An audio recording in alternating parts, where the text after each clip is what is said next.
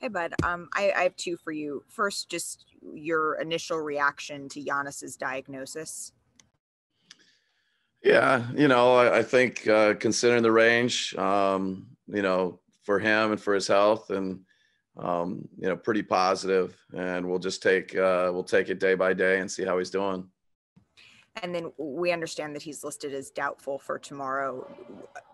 Doubtful isn't out. What's sort of the things that you guys are looking for in order to make that final decision one way or the other for Game 5?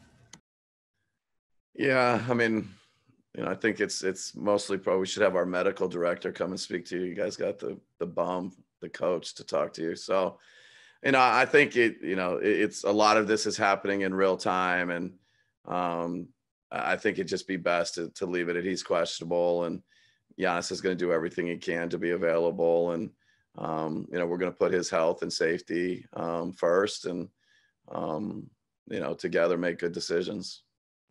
Happily take the medical director, but thanks. Yeah, I'm guessing he's running to the car and unavailable. Eric, name. Hey, bud. We've all seen some falls in our years in the league. That is one of the nastier ones I think I've seen. Just how relieved were you that ultimately you don't have like a torn ACL or, like a torn MCL or whatever it might be, like something torn in that knee when that fall was just kind of like so violent? Yeah, I think that's why when you talk about the range of possibilities, I think where this has landed, has to be looked at as a positive. It's still a really difficult fall. A lot of what you just described, worried for both players, for Capella, and obviously Giannis both. So, yeah, it's I guess part of sport. It's part of the playoffs, and we'll manage it, and both from a Giannis perspective, from a team's perspective, and we just got to keep moving, get ready for Game 5. You mentioned it last night. Giannis does not ever want to stay off the floor. He wants to play at all times.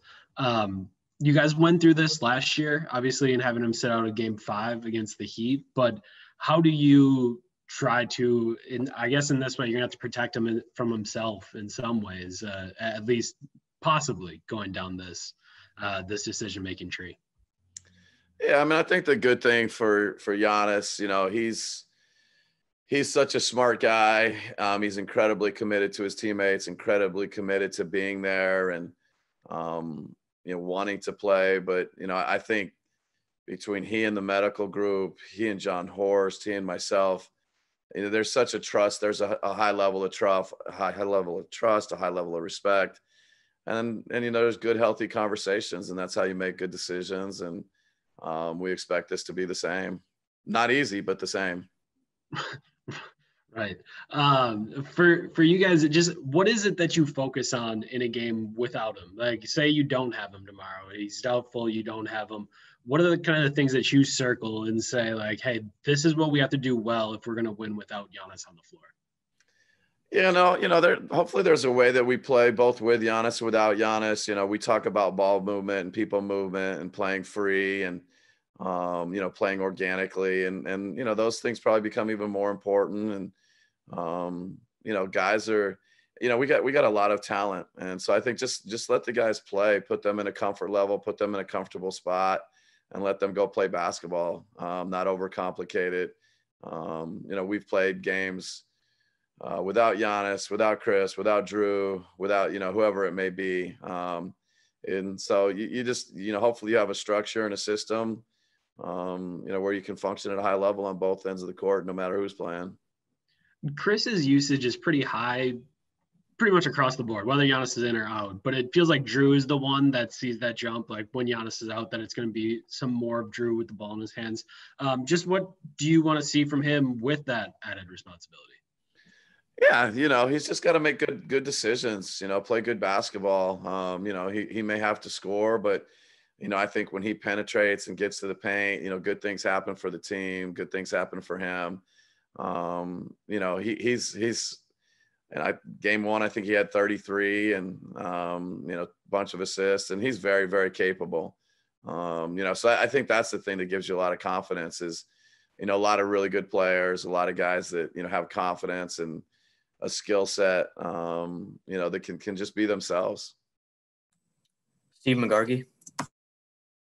I just first wanted to clarify. I think you had said he's questionable earlier in this conversation. The release says doubtful. He's doubtful for tomorrow's game. Is that correct? Or is there? Definitely do not trust the coach. Whatever the release said is what it is. Doubtful. And also just the last two games, y'all have kind of gotten off to a slow start. Have had to come back. Game three, you were able to. Game four, not so much. Just how important, what do you think's kind of caused those slow starts, and just how much more critical is it going to be going game five, not to dig yourself into that deep a hole when there's a likelihood that you won't have Giannis with you? Yeah, no, I mean, but it's interesting because you see games go every direction. You start poorly and you win. You start well and you give up a big lead. So many different things can happen. So unequivocally, we'd like to start well. We'd like to play well out of the gate.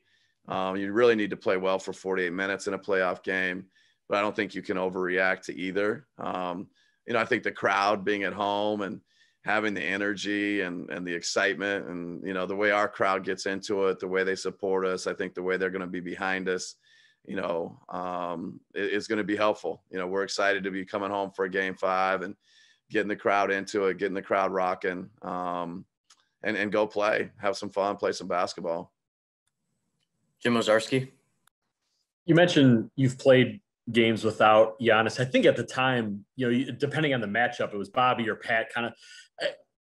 But in the playoffs, your bench obviously is much shorter. At that time, you also had Dante. Have you decided, I guess, on that? Is it still really just the moment of, because your opponent's not going to change like it was in the regular season?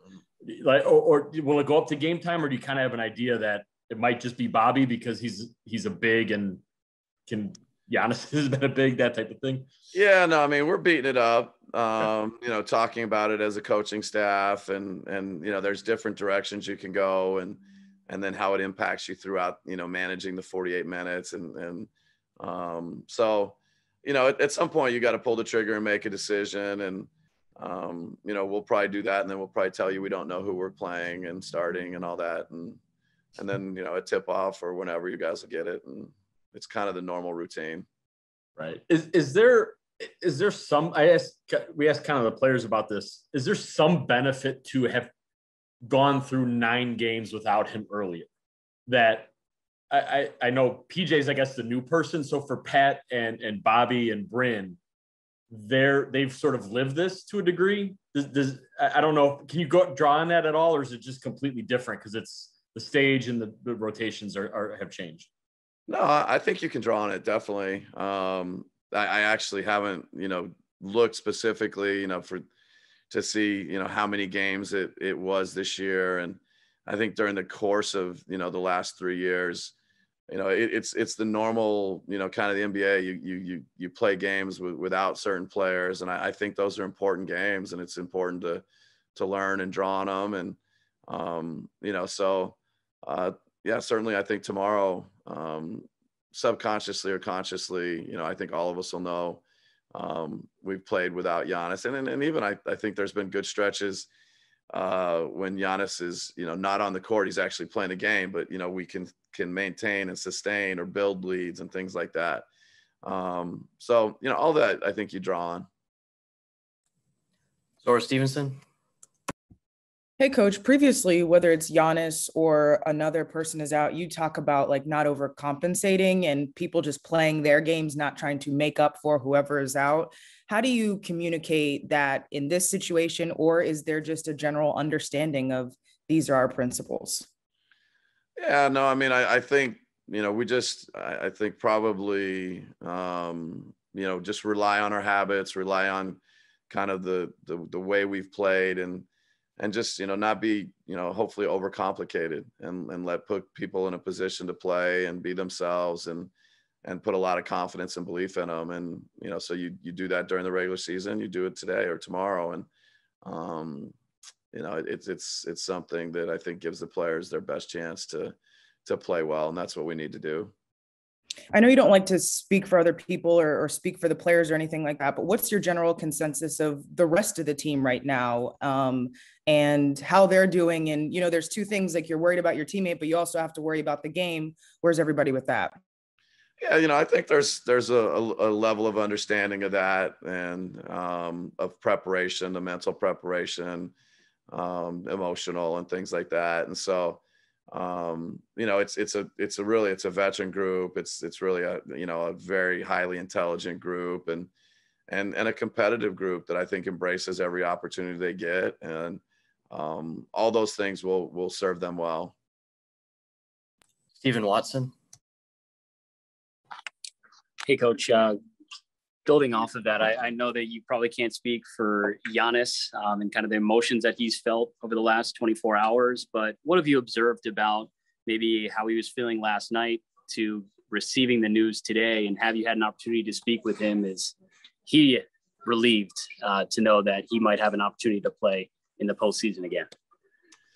Yeah, he and I have not spoken, you know, in the last, you know, probably hour or two. So, but just, you know, his maturity, you know, always as impresses me. You know, his understanding, his desire to play, his desire to kind of fight through and be there for his teammates. You know, it's been the same, you know, including last night in the locker room, on the plane. He's a pretty incredible competitor and teammate, and he's been very much like that. And his spirits, you know, I think it affects the group. He's a guy that lifts people up. And I think including, you know, during these, you know, it's hard, the fall, the injury, the missing the second half, but amazingly, Giannis finds a way to lift people up. And you know, that's one of his special skills, one of his special qualities. And also just for you, I mean, what have the emotions been like for you in the last 12 plus hours, fearing that you may have lost your 2-time MVP and then learning that you might have it back in the series or the. Yeah, no, I mean, you go through a lot. It's the playoffs. You know, you lose a game, you win a game. So many things happen throughout the course of a 7-game series, round to round, all those things. And, you know, it's, I don't want to say it's the norm, but you know, the ride is part of what makes it sweet. So, you know, and you get excited about figuring out how to help your group and just put them in a good spot and go out and play and compete. All right, time for one more to Steve Ashburner. Hi, Mike. I know what you were saying about guys sticking to their habits and knowing their roles, but in circumstances like this, how helpful to the cause and maybe how helpful to teammates would it be for someone to say, hey, I got this, and step up in a way maybe that we wouldn't expect? Not that you would ever like tap someone on the head and say, you got to do it, but would you expect that someone would try to do that and it might not be a bad thing in this circumstance?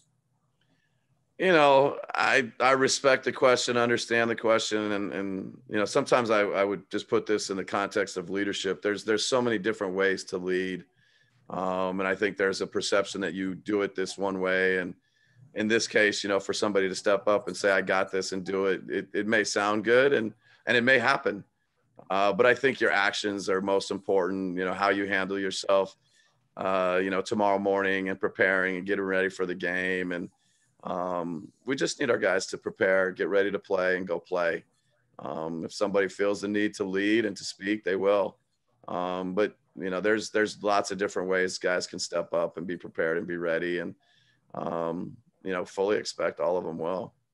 Do you have a sense that your players particularly look to you and your coaches in this sort of situation to, hey, give us some things we can hang our hats on?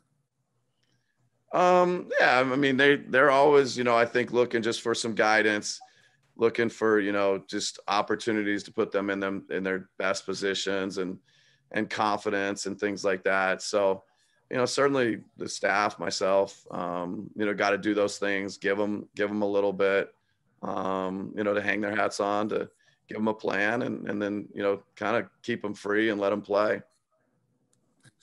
All right, thanks, bud. Thanks, guys.